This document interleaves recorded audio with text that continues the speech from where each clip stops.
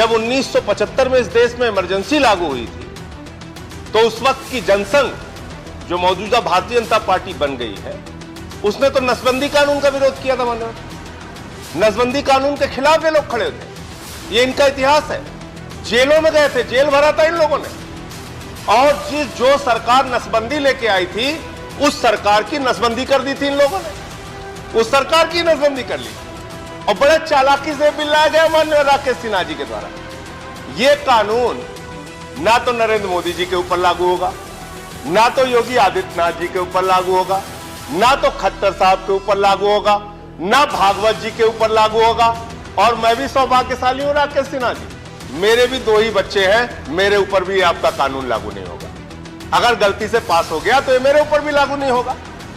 कि अभी एक जनसंख्या नियंत्रण का विधेयक आया उत्तर प्रदेश में, वो विधेयक में पढ़ रहा था, उसमें लिखा अगर 2 से ज्यादा बच्चे हुए सरकारी नौकरियों में पाबंदी, अगर 2 से ज्यादा बच्चे हुए सरकारी नौकरियों में प्रोन्नति से पाबंदी, अगर 2 से ज्यादा बच्चे हुए जिला पंचायत का चुनाव नहीं लड़ सकते, बीडीसी का चुनाव नहीं लड़ सकते, ब्लॉक प्रमुखी का चुनाव नहीं लड़ सकते, नगर पालिका की चेयरमैनी का चुनाव नहीं लड़ सकते।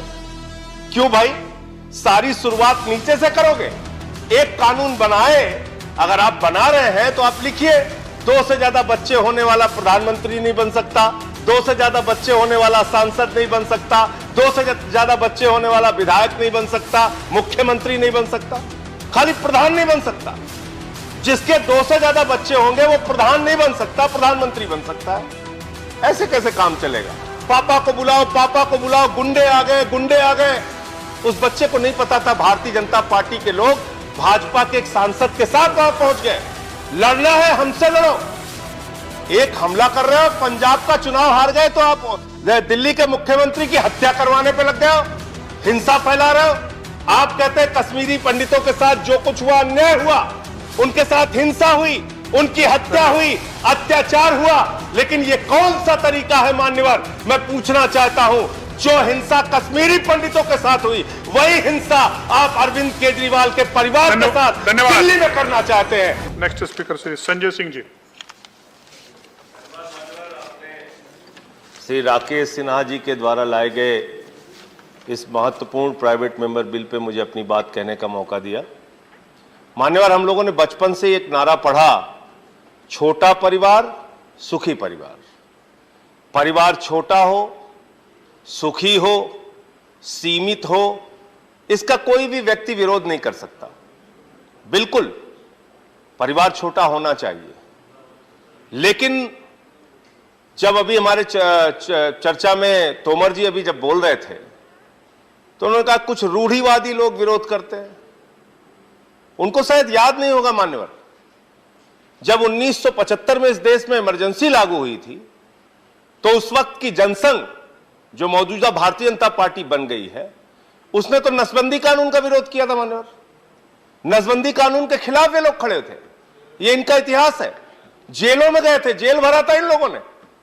और जो सरकार नसबंदी लेके आई थी, उस सरकार की नसबंदी कर दी थी इन लोगों ने। उस सरकार की नसबंदी कर ली थी और बड़े चालाकी से बिल लाया गया माननीय राकेश सिन्हा जी के द्वारा। यह कानून ना तो नरेंद्र मोदी जी के ऊपर लागू होगा, ना तो योगी आदित्यनाथ जी के ऊपर लागू होगा, ना तो खट्टर साहब के ऊपर लागू होगा, ना भागवत जी के ऊपर लागू होगा। और मैं भी सौभाग्यशाली हूं राकेश सिन्हा जी, मेरे भी 2 ही बच्चे हैं, मेरे ऊपर भी आपका कानून लागू नहीं होगा। अगर गलती से पास हो गया तो ये मेरे ऊपर भी लागू नहीं होगा। लेकिन मैं ये कहना चाहता हूं मान्यवर कि अभी एक जनसंख्या नियंत्रण का विधेयक आया उत्तर प्रदेश में, वो विधेयक में पढ़ रहा था, उसमें लिखा अगर 2 से ज्यादा बच्चे हुए सरकारी नौकरियों में पाबंदी, अगर 2 से ज्यादा बच्चे हुए सरकारी नौकरियों में प्रोन्नति से पाबंदी, अगर 2 से ज्यादा बच्चे हुए जिला पंचायत का चुनाव नहीं लड़ सकते, बीडीसी का चुनाव नहीं लड़ सकते, ब्लॉक प्रमुखी का चुनाव नहीं लड़ सकते, नगर पालिका की चेयरमैनी का चुनाव नहीं लड़ सकते। क्यों भाई, सारी शुरुआत नीचे से करोगे। एक कानून बनाए, अगर आप बना रहे हैं तो आप लिखिए 2 से ज्यादा बच्चे होने वाला प्रधानमंत्री नहीं बन सकता, 2 से ज्यादा बच्चे होने वाला सांसद नहीं बन सकता, 2 से ज्यादा बच्चे होने वाला विधायक नहीं बन सकता, मुख्यमंत्री नहीं बन सकता, खाली प्रधान नहीं बन सकता। जिसके 2 से ज्यादा बच्चे होंगे वो प्रधान नहीं बन सकता, प्रधानमंत्री बन सकता है। ऐसे कैसे काम चलेगा? और दूसरी चीज, परिवार होना चाहिए मान्यवर, सीमित होना चाहिए, लेकिन होना चाहिए। अब परिवार नहीं होगा तो आप थके हारे दुनिया भर के तनाव से जब घर में पहुंचते हैं, आपके छोटे छोटे बच्चे जब हंस के आपसे मिलते हैं, उससे आपका सारा तनाव दूर हो जाता है।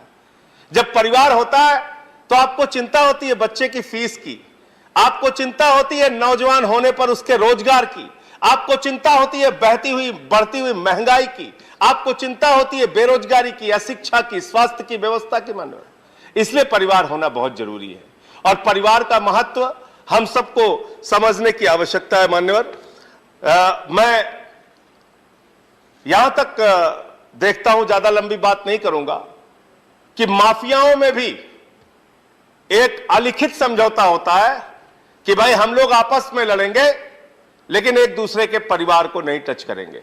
यानी माफिया भी परिवार के महत्व को समझता है। लेकिन बहुत दुर्भाग्यपूर्ण घटना हुई पिछले दिनों मान्यवर, 2 दिन पहले बहुत ही दुर्भाग्यपूर्ण घटना हुई और आप लोगों से हाथ जोड़कर निवेदन करना चाहता हूं। हम लोग राजनीति में हैं, एक दूसरे से लड़े, चुनाव लड़े, जीते हारे जो भी परिणाम आए कोई बात नहीं, लड़िए, यह आपका अधिकार है, हमारा भी अधिकार है, हमसे लड़िए। लेकिन अभी 2 दिन पहले क्या हुआ? दिल्ली के मुख्यमंत्री के परिवार पे हमला, जहां पे उनके बूढ़े मां बाप रहते हैं मान्यवर, जहां पे उनके 2 बच्चे रहते हैं मान्यवर, जहां पे उनकी पत्नी रहती है, उनका एक बच्चा है मान्यवर अम्मू। जब वहां हमला हो रहा था, वो दौड़ते हुए अपनी मां की तरफ गया, उसने कहा मां पापा को बुलाओ, पापा को बुलाओ, गुंडे आ गए, गुंडे आ गए। उस बच्चे को नहीं पता था भारतीय जनता पार्टी के लोग भाजपा के एक सांसद के साथ वहां पहुंच गए। लड़ना है हमसे लड़ो। एक हमला कर रहे हो, पंजाब का चुनाव हार गए तो आप दिल्ली के मुख्यमंत्री की हत्या करवाने पे लग गए हो, हिंसा फैला रहे हो। और मान्यवर, खत्म कर रहा हूं, थैंक यू। किस बात पे आप ऐसा कर रहे हैं? आप किस बात पे ऐसा कर रहे हैं? मैं खत्म कर रहा हूं मान्यवर। धन्यवाद। कश्मीरी पंडितों, मैं खत्म कर रहा हूं। आप धन्यवाद, पॉइंट ऑफ ऑर्डर ले लीजिए। संजय सिंह जी, धन्यवाद। पॉइंट ऑफ ऑर्डर सर, मैं खत्म कर रहा हूं। धन्यवाद। सर अंतिम Under which rule? सर अंतिम Under which rule? Under which sir rule? अंतिम पॉइंट अंडर विच अंतिम पॉइंट रूल? सर अंतिम पॉइंट। Please. आप अरविंद केजरीवाल के बोलने दीजिए, आपका समय समाप्त हो खत्म रहा है। कर रहा हूं बस सर। कश्मीरी पंडितों के दुख में हम सब शामिल हैं, कश्मीरी पंडितों के दुख में आप भी शामिल हैं, हम भी शामिल हैं। आप कहते हैं कश्मीरी पंडितों के साथ जो कुछ हुआ, अन्याय हुआ, उनके साथ हिंसा हुई, उनकी हत्या हुई, अत्याचार हुआ, लेकिन ये कौन सा तरीका है मान्यवर? मैं पूछना चाहता हूं, जो हिंसा कश्मीरी पंडितों के साथ हुई, वही हिंसा आप अरविंद केजरीवाल के परिवार के साथ दिल्ली में करना चाहते हैं, यह मैं पूछना चाहता हूं। नेक्स्ट स्पीकर श्री महेश पोद्दार जी। इस खबर को अभी लाइक करें, शेयर करें, अभी चैनल को सब्सक्राइब करें और घंटी जरूर दबाएं।